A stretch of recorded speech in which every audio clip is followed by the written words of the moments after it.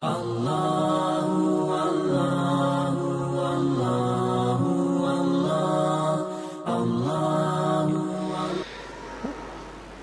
maghrib yang dimuliakan oleh Allah Subhanahu wa taala. Kisah Nabi Yusuf alaihi salam adalah kisah yang sangat banyak faedah yang bisa kita petik di dalamnya. Dimulai dari ketika beliau bermimpi melihat 11 bintang, bulan, matahari bersujud kepadanya. Kemudian dilalui dengan berbagai macam cobaan, musibah, penderitaan, kesedihan, bahkan sampai fitnah wanita dilewati oleh beliau. Ya, ini semua mengajarkan kepada kita bahwa hakikat dari kehidupan dunia ini adalah memang tempat kita untuk dicoba, memang tempat kita untuk diuji oleh Allah Subhanahu wa taala.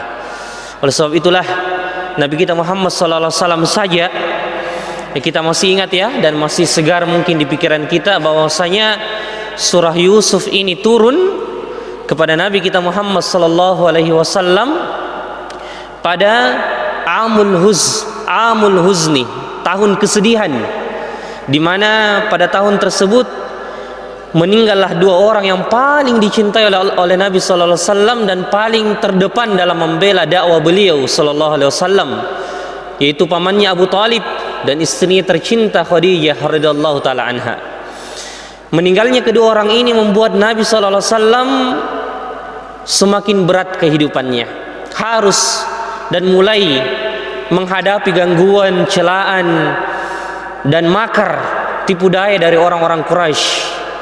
Makanya kita sudah sebutkan di antara maksud dan tujuan utama diturunkannya surah ini kepada Nabi sallallahu alaihi wasallam adalah sebagai tasliyah, penguatan, at-tathbit, dan sebagai peneguhan hati kepada Nabi kita Muhammad sallallahu alaihi wasallam di jalan dakwah, di tengah kuatnya tekanan dan besarnya cobaan, ujian yang diberikan kepada orang-orang Quraisy kepada Nabi kita Muhammad sallallahu alaihi wasallam, sehingga diturunkanlah surah Yusuf ini sebagai penguatan bagi Nabi sallallahu alaihi wasallam di jalan dakwah dan sebagai kelapangan hati untuk beliau dalam menghadapi berbagai macam ujian dan cobaan di dalam kehidupan beliau, baik cobaan yang berkenaan dengan pribadi beliau maupun cobaan yang berkenaan dengan rintangan-rintangan dakwah yang dihadapi Nabi sallallahu alaihi wasallam bersama orang-orang Quraisy. Maka setelah selesai menyebutkan kisah Nabi Yusuf alaihi salam dari ayat, ya, dari awal-awal surah sampai ayat yang ke-101 ini, ayat-ayat yang tersisa dari ayat 102 sampai ayat 111, ayat terakhir, ya, ini berisikan wasiat dan nasihat Allah Subhanahu wa taala kepada Nabi sallallahu alaihi wasallam bagaimana agar beliau kuat di jalan dakwah. Jadi taklim kita beberapa bulan ini menggambarkan dan mengajak kita mengingat kehidupan Nabi Yusuf alaihissalam bersama saudara-saudaranya dan juga bapaknya Nabi Yakub alaihissalam. Seakan-akan kita dibawa oleh Allah Subhanahu wa taala untuk merasakan apa yang dirasakan oleh Nabi Yusuf dan bapaknya Nabi Yakub alaihissalam. Setelah itu ayat 102 dan seterusnya ini kita dibawa pada kehidupan Nabi kita Muhammad sallallahu alaihi wasallam.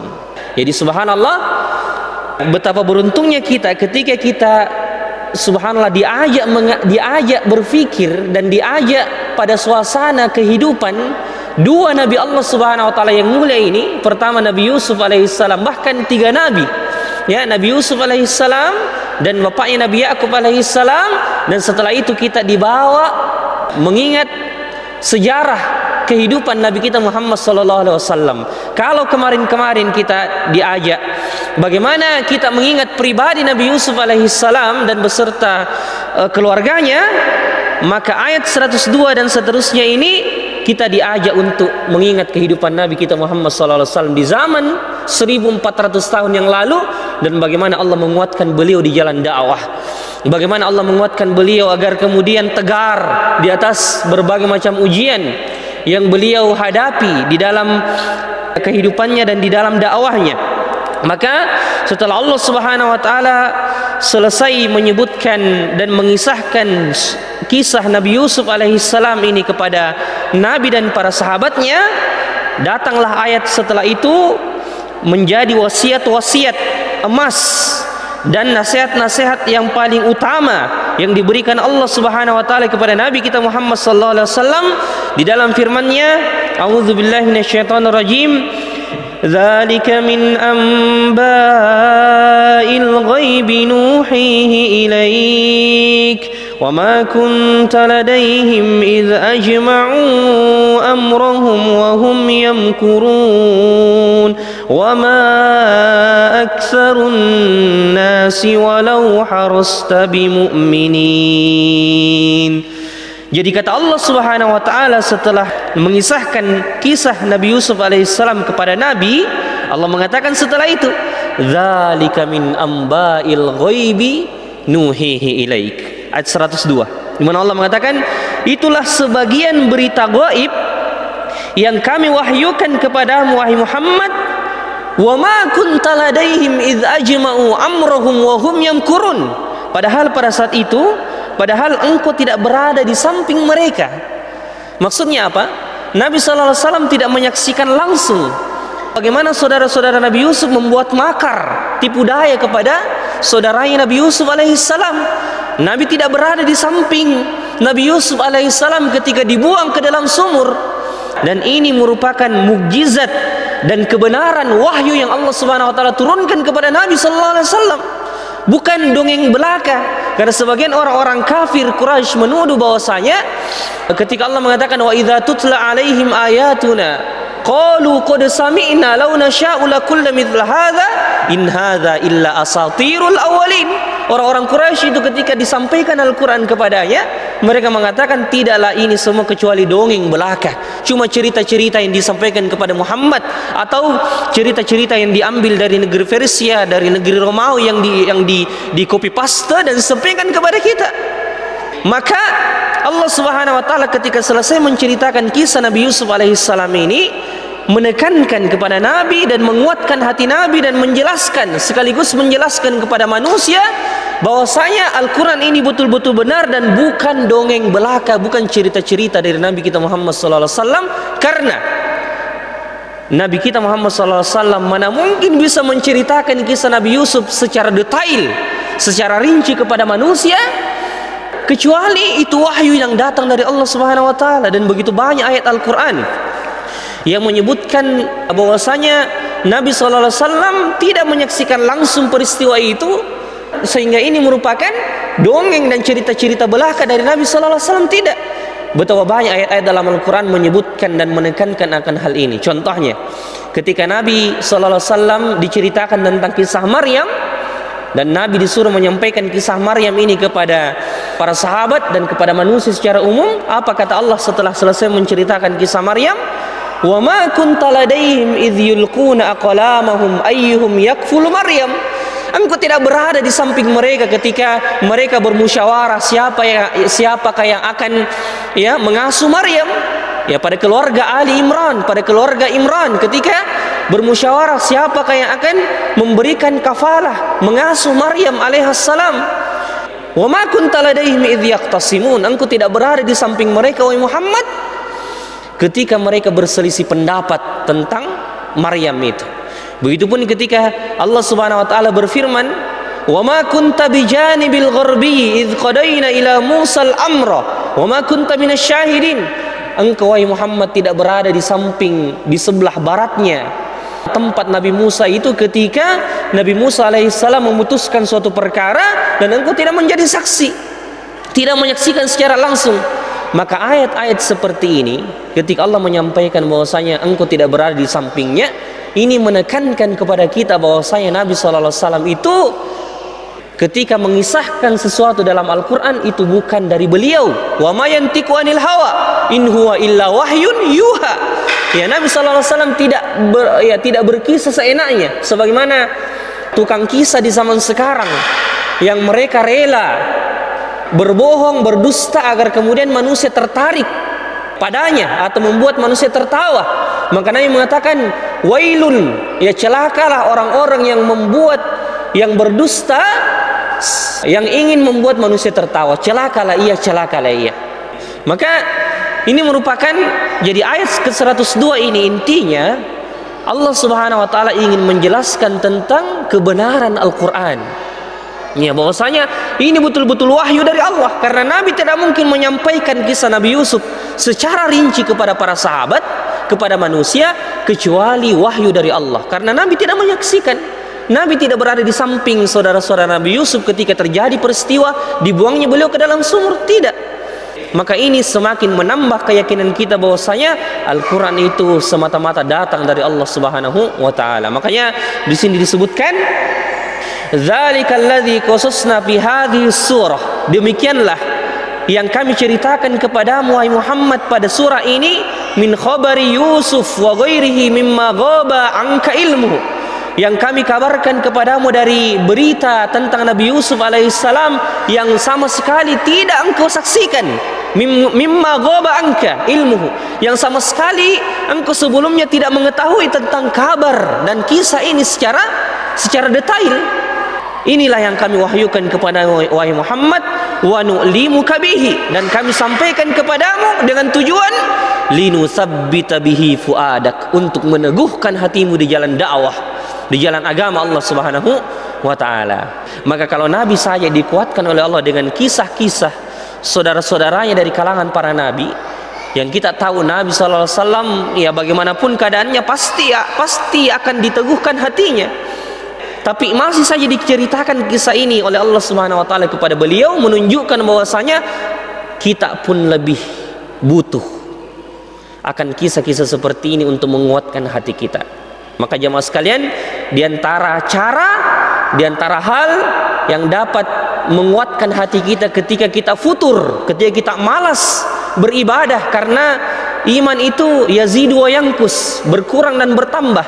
Dan ketika iman itu berkurang, salah satu hal yang dapat mengembalikan kuatnya iman kita itu adalah dengan dekat kepada kitabullah dan dekat dengan kisah-kisah yang Allah Subhanahu wa taala ceritakan dalam Al-Quran. Jangan kita heran kepada sebagian pemuda yang lebih tertarik kepada komik, lebih tertarik kepada kisah-kisah yang fiktif, yang ditulis di medsos, yang kita tidak tahu dari mana asalnya ini kisah. Kenapa mereka tidak mengambil Al-Quran yang sebaik-baik kisah, yang datang dari langit ketujuh? Kenapa mereka tidak mengambil kisah terbaik dalam Al-Quran?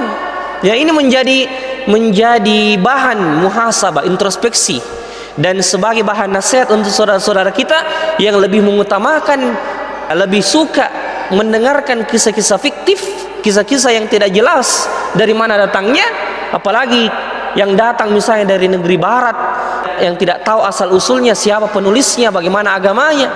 Maka hendaknya kita menasihati keluarga kita dan diri kita juga agar kemudian lebih mengutamakan kisah-kisah yang Allah Subhanahu wa taala ceritakan dalam Al-Quran, karena ini tidak ada lagi keraguan di dalamnya dan lebih mensucikan jiwa dan hati-hati kita. Jamaah ini dimuliakan oleh Allah Subhanahu wa taala. Lalu Allah mengatakan setelah itu, wa ma aktsarun nasi walau harasta bimu'minin. Subhanallah, ini penguatan. Ya, penguatan pertama ya dari Allah kepada Nabi kita Muhammad sallallahu alaihi wasallam. Allah mengatakan, wa ma aktsarun nasi walau harasta bimu'minin. Betapa banyak manusia wahai Muhammad sallallahu alaihi wasallam, wahai Rasulullah, kebanyakan manusia tidak akan beriman meskipun engkau sangat menginginkannya. Maka wahai para dai, wahai para orang-orang yang menyuruh kepada kebaikan, ingat tugas kita hanya menyampaikan kebaikan itu saja. Meskipun kita menginginkan kebaikan itu sampai pada jiwa seseorang mendapatkan hidayah, tapi Allah Subhanahu wa taala menyampaikan, wa ma aktsarun nasi walau harasta bimu'minin. Engkau tidak akan sanggup membuat mereka semua beriman, karena sudah menjadi sunnatullah bahwasanya ada yang beriman kepada Allah dan ada yang menolak iman tersebut. Maka di sini ulama kita mengatakan, wa ma aktsarun nasi ya Muhammad walau harasta ala hidayatihim bimu'minina billah wa bima ji'tahum bihi min indihi subhanah. Meskipun engkau telah datang dengan Al-Quran, engkau telah datang kepada kebenaran, tapi jangan bersedih, karena Nabi sallallahu alaihi wasallam Allah gambarkan bagaimana sifat Iya, apa semangatnya? Laqad ja'akum rasulun min anfusikum azizun 'alaihi ma anittum harisun 'alaikum bil mu'minina raufur rahim. Sangat haris, sangat semangat jika ada di antara kalian beriman kepadanya. Bahkan seorang Yahudi ketika sakit dikunjungi Nabi dan dia ingin bersyahadat, para sahabat menggambarkan seakan-akan Nabi keluar setelah bersyahadatnya orang-orang Yahudi itu, Nabi keluar dengan wajah sebagaimana bulan purnama yang bersinar di malam hari. Saking gembiranya Nabi ketika ada orang yang masuk ke dalam Islam. Tapi Allah memberikan penguatan. Wa ma aktsarun nasi walau harasta bimu'minin, wahai Muhammad, Allah sendiri yang menyampaikan. Bukan manusia yang menghibur Nabi, tapi Allah sendiri menyampaikan, wa ma aktsarun nasi walau harasta bimu'minin. Meskipun engkau berusaha wahai Muhammad agar semua manusia itu beriman, sudah menjadi sunatullah, tidak semua di antara mereka beriman, karena ini sudah menjadi ketetapan Allah Subhanahu wa taala. Ya, maka ini juga menjadi penguatan bagi kita bahwasanya kalau lebih banyak yang menolak dakwah kita dibandingkan dengan yang menerima, maka jangan berkecil hati. Fadzakir innama anta mudzakir. Ingatkan saja, karena sesungguhnya tugas kita hanya menyampaikan. Kalau sudah tersampaikan kebaikan itu, sudah. Urusan hati dan diterimanya itu kembalikan kepada Allah Subhanahu wa taala. Wa ma aktsarun nasi walau harasta bimu'minin. Allah mengatakan juga di dalam ayat yang lain, wa in tuti aktsara man fil ardi yudilluka an sabilillah. Wahai Muhammad, andaikan engkau mengikuti kebanyakan manusia di permukaan bumi ini, engkau mengikuti hawa nafsunya dan engkau mengikuti keinginannya, yudilluka an sabilillah, kebanyakan mereka akan menyesatkanmu dari jalan Allah. Maka jangan engkau ikuti. Karena Nabi sallallahu alaihi wasallam ingin sekali jika pembesar-pembesar Quraisy terutama di zaman itu dan orang-orang besar dan orang-orang suku Quraisy itu masuk dan ikut pada ajaran beliau. Tapi Allah Subhanahu wa taala mengatakan, wa in tuti aktsara man fil ardi yudilluka an sabilillah yattabi'una illa adh-dhanna wa inhum illa yakhrusun. Allah mengatakan, wa ma tas'aluhum alaihi min ajr in huwa illa dzikrul lil alamin. Allah Subhanahu wa taala pun mengatakan setelah itu, ayat ke-104, Allah mengatakan, dan engkau tidak meminta imbalan apapun kepada mereka terhadap seruanmu ini, sebab seruanmu ini adalah pengajaran bagi seluruh alam, peringatan bagi seluruh alam. Al-Quran yang kami turunkan kepadamu wahai Muhammad itu merupakan seruan untuk seluruh alam semesta. Maka andaikan mereka berakal wahai Muhammad, andaikan mereka mau memikirkan, mereka pasti akan beriman ketika mereka mengetahui bahwasanya engkau dalam dakwahmu ini tidak meminta imbalan apa-apa dari dunia ini, tidak mengharapkan sesuatu dari tangan mereka. Andaikan Nabi berdakwah dan mempersyaratkan bahwasanya kalau kalian beriman, kalian memberikan sedikit dari harta kalian kepada saya, atau kalian menyerahkan sebagian keluarga kalian, menikahkan keluarga kalian kepada saya, Nabi tidak mengatakan seperti itu. Tapi Nabi menyerukan Al-Quran, menyerukan agama ini semata-mata ikhlas karena Allah Subhanahu wa taala. Maka seakan-akan ayat 104 ini, wa ma tas'aluhum alaihi min ajr, engkau tidak meminta kepada mereka imbalan apapun. Andaikan orang-orang Quraisy memikirkan akan hal ini dan mengatakan, oh iya ya, mengapa kita tidak beriman kepada Muhammad?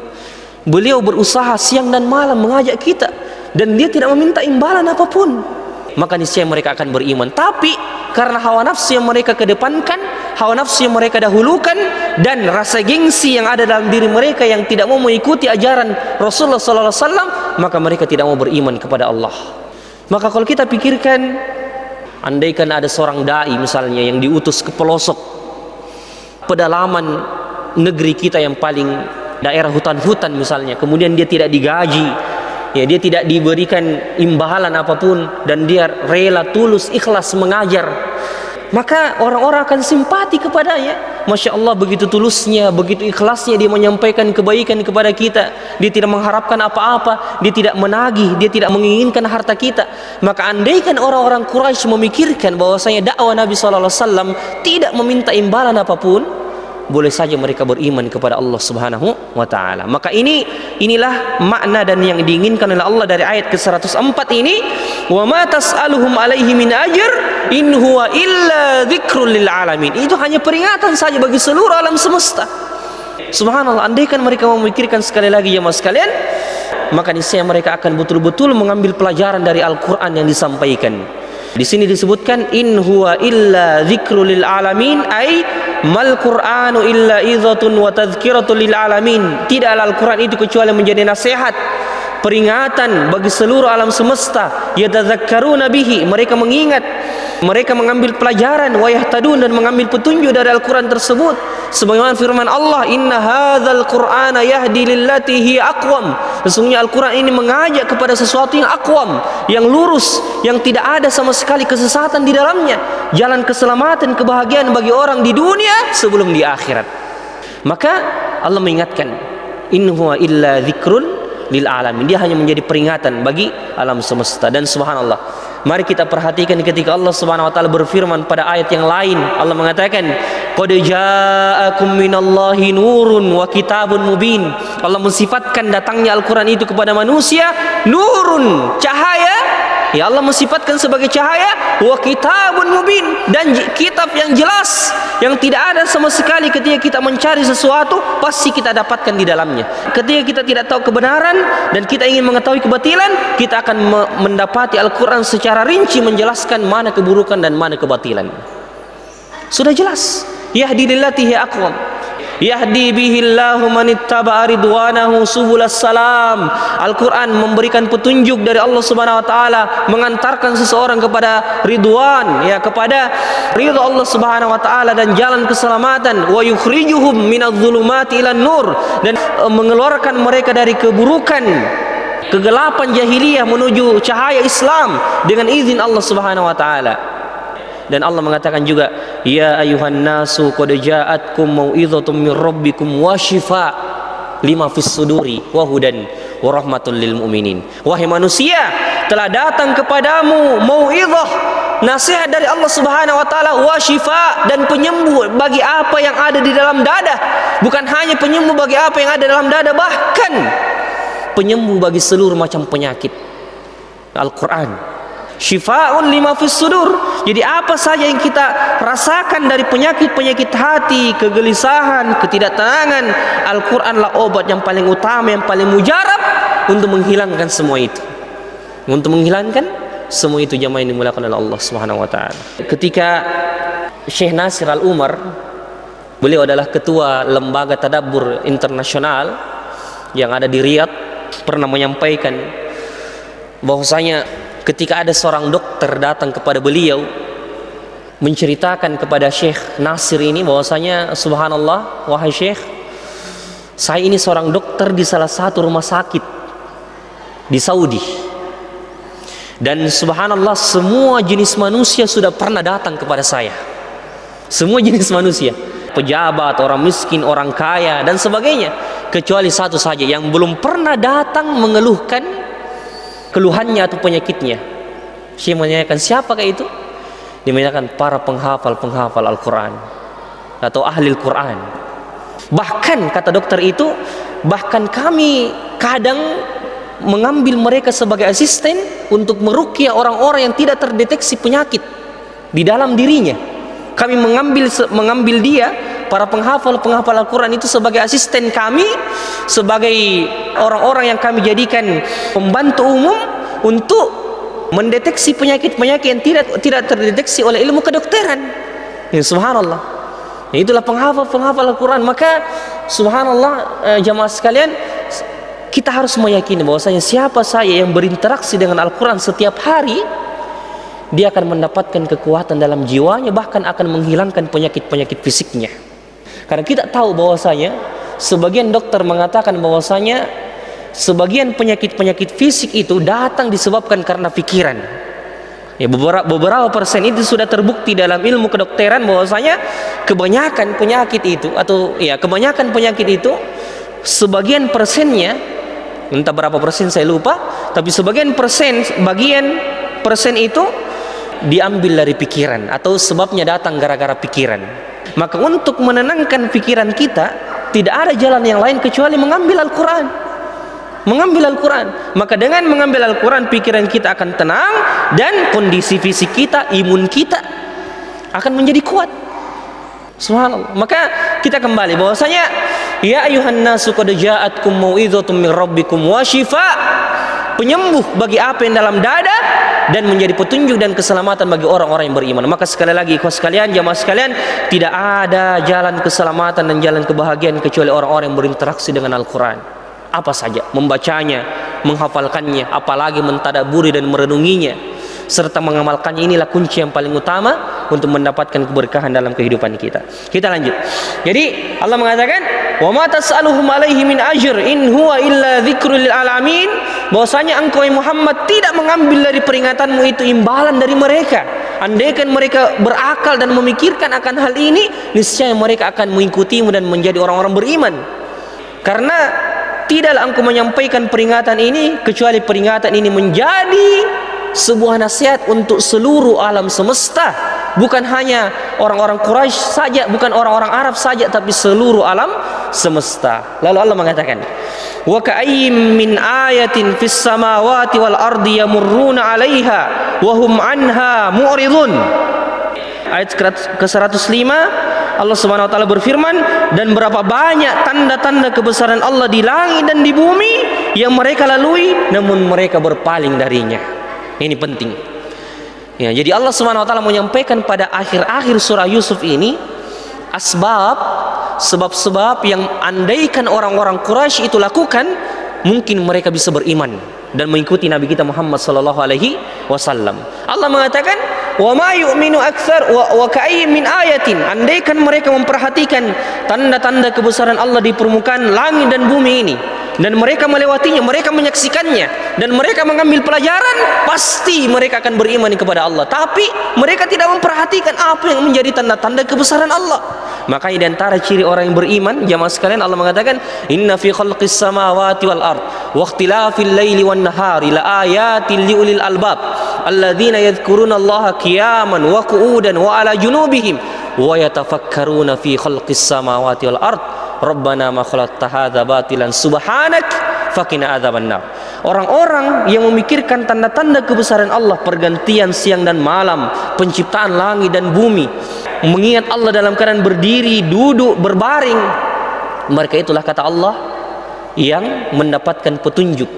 Jadi Syekh kita mengatakan, seberapa besar kalian memikirkan tanda-tanda kebesaran Allah Subhanahu wa taala, maka semakin besar pula cas keimanan kita itu akan bertambah. Jadi semakin besar kita memikirkan tanda-tanda kebesaran Allah, semakin kita memikirkan, semakin dalam pikiran kita bagaimana kebesaran Allah Subhanahu wa taala di permukaan langit dan bumi ini, tanda-tanda kebesarannya, maka semakin menambah keimanan kita di sisi Allah Subhanahu wa taala. Ini kunci. Bagi siapa saya yang ingin menambah keimanannya dan keyakinannya kepada Allah, perhatikan tanda-tanda kebesaran Allah di langit dan di bumi ini. Subhanallah. Tafsir surah Al-A'la, ketika Allah mengatakan alladzi khalaqa fasawwa walladzi qaddara fahada, dialah yang menciptakan dan menyempurnakan penciptaan itu, dan kemudian walladzi qaddara fahada, dan menetapkan ukuran masing-masing ciptaannya itu dan memberikan petunjuk. Ketika Syekh Umar Al-Muqbil menjelaskan walladzi qaddara fahada, yang memberikan masing-masing ukuran di setiap yang dia ciptakan dan memberikan petunjuk di setiap yang dia ciptakan, Syekh Umar mengatakan, coba perhatikan makna dari ayat ini, coba perhatikan di sekitar kita. Siapakah yang memberikan petunjuk? Siapakah yang memberitahukan seorang anak kecil yang baru keluar dari perut ibunya bahwasanya makanannya ada di puting susu ibunya? Siapa yang memberitahukan? Adakah buku petunjuk yang mereka baca bahwasanya kalau kita mau makan, kalau kita mau minum, ada di puting susu ibu kita? Tapi ketika dijulurkan puting susu itu, langsung dia bisa netek, menyusu. Subhanallah.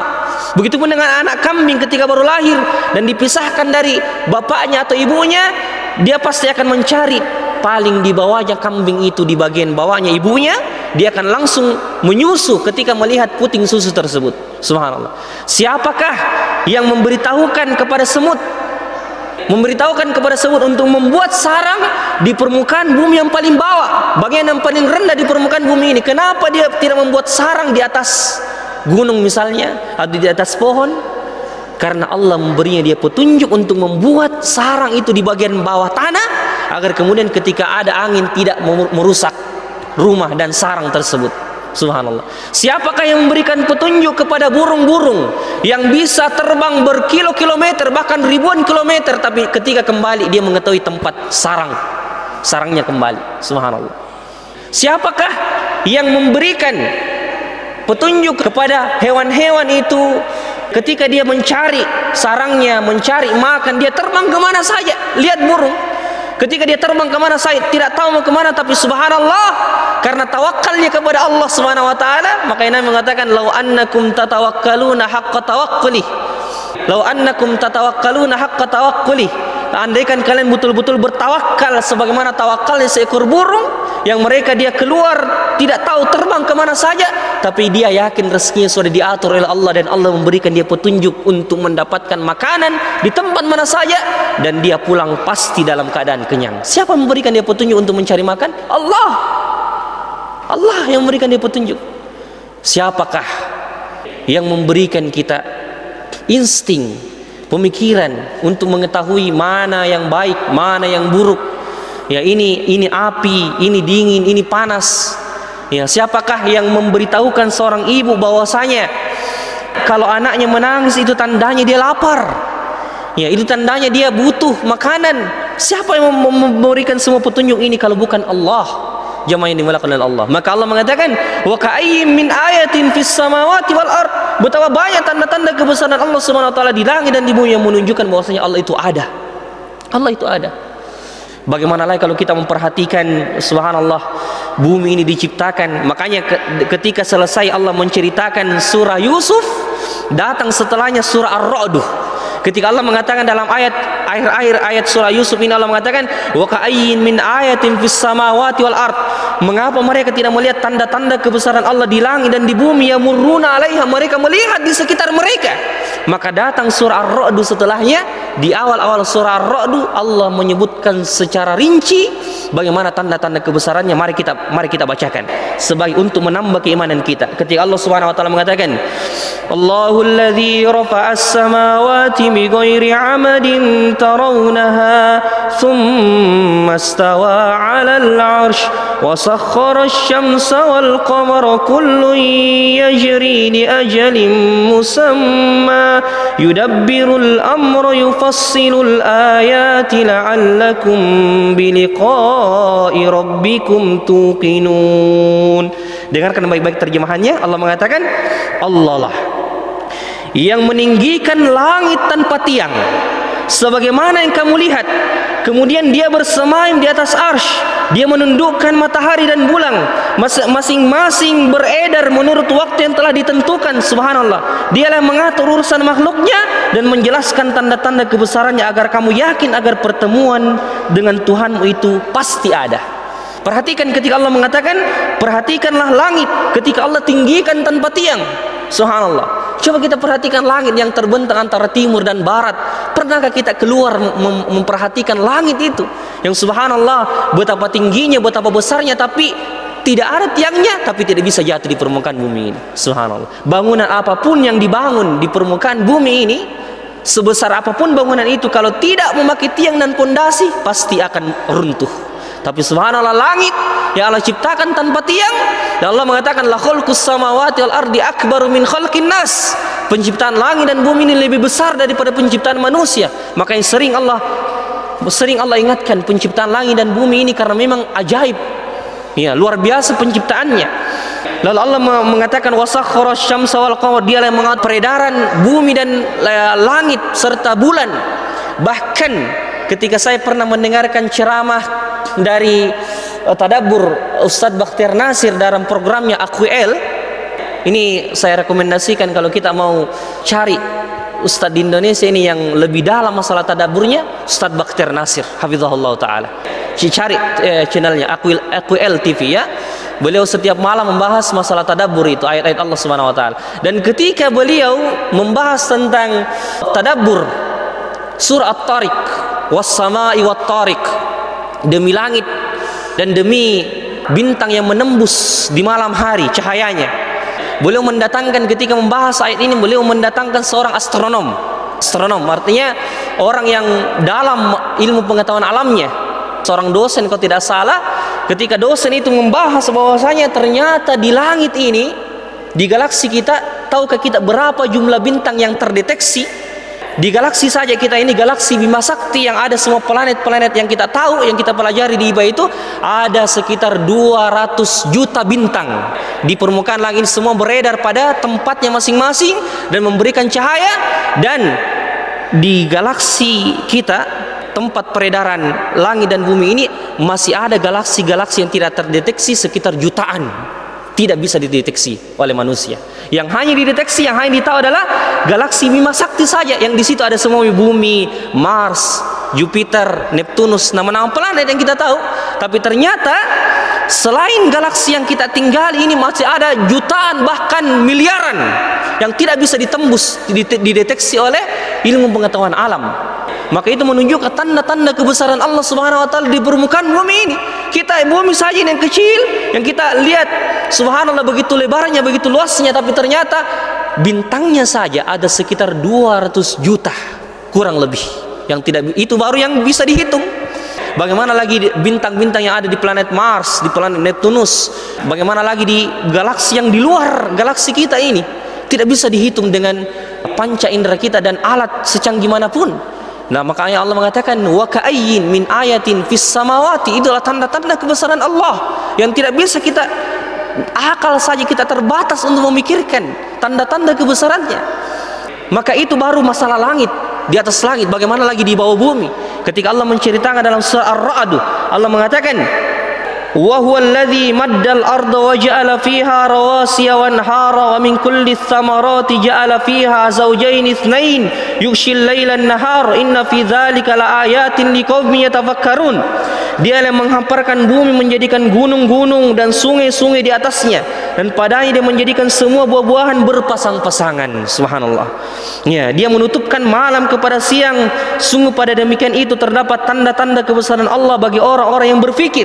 Kemudian lebih rincinya lagi, Allah lebih menambah keyakinan kita lagi akan kebesaran Allah. Allah mengatakan wa fil ardi qita'un mutajawiratun wa jannatun min a'nabin wa zar'un wa nakhilun sinwanun wa ghairu sinwan. Dan di bumi ini terdapat bagian-bagian yang berdampingan, kebun-kebun anggur, tanam-tanaman, pohon kurma yang bercabang dan yang tidak bercabang, disirami dengan air yang sama. Perhatikan, Allah mengatakan disirami dengan air yang sama, tapi engkau melihat tidak ada tanaman yang tumbuh satu sama lain yang sama jenisnya, akan berbeda-beda, padahal disiram dengan air yang sama. Siapa yang menumbuhkan dan mengeluarkan dari dalam tanah kalau bukan Allah? Inilah tanda-tanda kebesaran Allah. Dengan satu air hujan, siklus perputaran air hujan yang turun ke permukaan bumi ini menumbuhkan berbagai macam jenis tanaman yang dengan kekuasaannya tidak ada satu manusia pun yang dapat menciptakan tanaman yang berbeda-beda jenisnya seperti itu. Tidak ada. Allahu Akbar. Inilah Allah Subhanahu wa taala yang orang-orang Quraisy disuruh melihat bagaimana tanda-tanda kebesaran Allah di permukaan bumi ini. Maka sangat disayangkan ketika mereka tidak mau beriman kepada Allah dan tidak memperhatikan tanda-tanda kebesaran Allah ini. Maka jemaah sekalian, saya kembali bahwasanya di antara hal yang dapat menambah keimanan kita, perhatikan di sekitar kita tanda-tanda kebesaran Allah. Jangan sekedar kalau kita pergi rihla, pergi camping, pergi ya rekreasi, jangan sekedar mandi-mandinya saja, atau jangan sekedar makan-makan ikannya saja, tapi perhatikan di sekitar kita. Banyak tanda-tanda kebesaran Allah yang dapat menambah keimanan kita, insya Allah. Jadi seperti itu. Jadi ini saya mungkin talim kita pada malam hari ini, saya sengaja panjang lebar dalam masalah ini karena ini penting untuk menambah keimanan kita. Masalah bagaimana kita meyakini tanda-tanda kebesaran Allah Subhanahu wa taala dan memperhatikannya di sekitar kita. Jangan jauh-jauh, di sekitar kita saja banyak tanda-tanda kebesaran Allah. Bahkan dalam diri kita, wa fi anfusikum afala tubsirun. Pada diri kalian, apakah kalian tidak memperhatikan, tidak merenungi bagaimana Allah Subhanahu wa taala menciptakan yang sedemikian hebatnya ini. Jemaah yang dimuliakan oleh Allah Subhanahu wa taala. Ini saja mungkin tadabbur kita, tafsir kita pada malam hari ini sampai ayat ke-105 ya. Insyaallah mudah-mudahan masih ada 2-3 pertemuan lagi untuk menyelesaikan surah ini. Semoga Allah Subhanahu wa taala memberikan kemudahan untuk menyelesaikannya insyaallah. Subhanakallahumma rabbana wa bihamdik asyhadu an la ilaha illa anta astaghfiruka wa atubu ilaik. Akhiru da'wana alhamdulillahi rabbil alamin. Assalamualaikum warahmatullahi wabarakatuh.